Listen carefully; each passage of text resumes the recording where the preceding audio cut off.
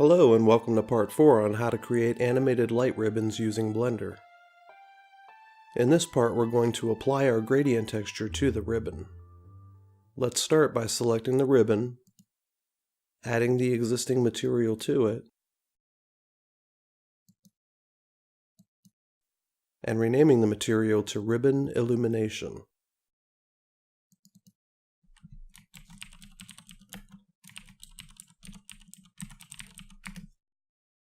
Next, we'll open the node editor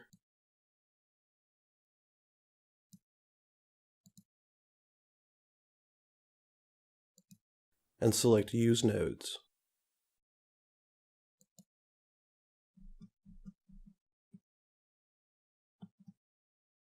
Switch the 3D view to display the rendered view.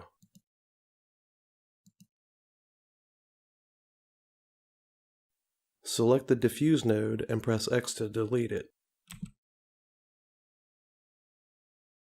Add a Mix Shader and connect it to the surface input on the material output. Set the Mix Shader to 0.9.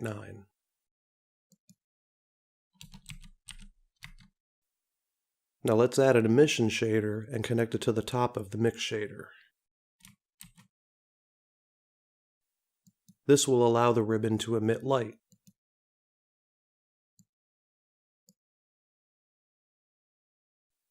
Set the emission strength to 4.0.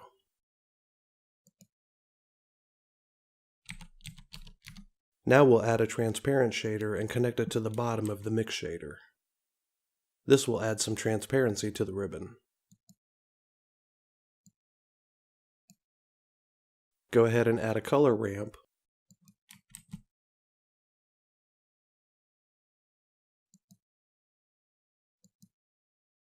And connect the color output to the color input on the emission shader. Also connect the alpha output to the color input on the transparent shader.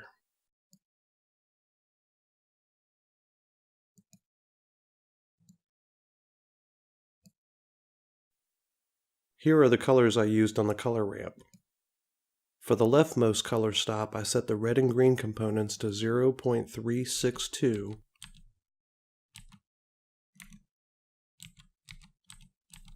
the blue component to 0.17, and I left the position at 0. Then I added another color stop and set the red and green components to 1.0,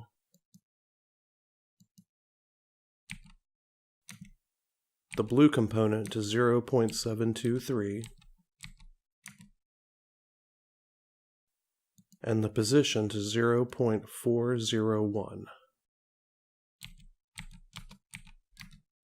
I left the last color stop as pure white and set it to a position of 0.637. Since we used 4 colors in our gradient texture, I could have added a 4th color here, but I wound up just using 3. Feel free to experiment if you like. Next we'll add an image texture and connect the color output to the factor input on the color ramp. Click the folder icon and open the gradient texture you created earlier.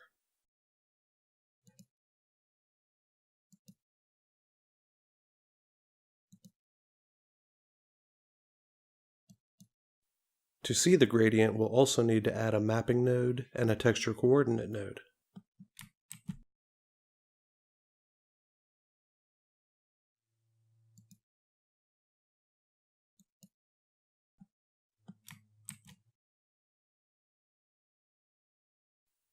Connect the generated output to the vector input on the mapping node, and connect the vector output on the mapping node to the vector input on the image texture. Now the gradient is showing up on the ribbon. Let's tweak the location and scale settings a little. I use the following values.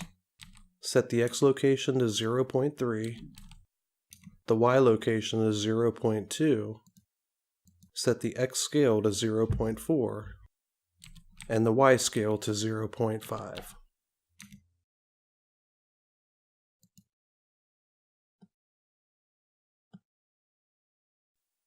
At this point, we're done with the node editor, so let's go ahead and close it. Click play to see the ribbon in motion. We still haven't added control movement, so we'll need to increase the cloth speed multiplier again. 1.0 should do. It's looking good, so let's set it back to 0.05 for now,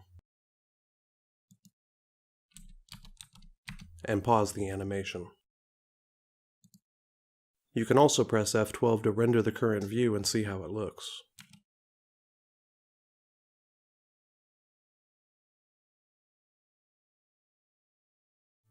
Okay, that wraps up part 4 of this tutorial. If you find these videos helpful, please don't forget to like and subscribe. If you have any questions or suggestions, please leave them in the comments section below. In part 5, we'll fold the ribbon to get it ready to be pinned and hooked so we can add some movement to it. See you then.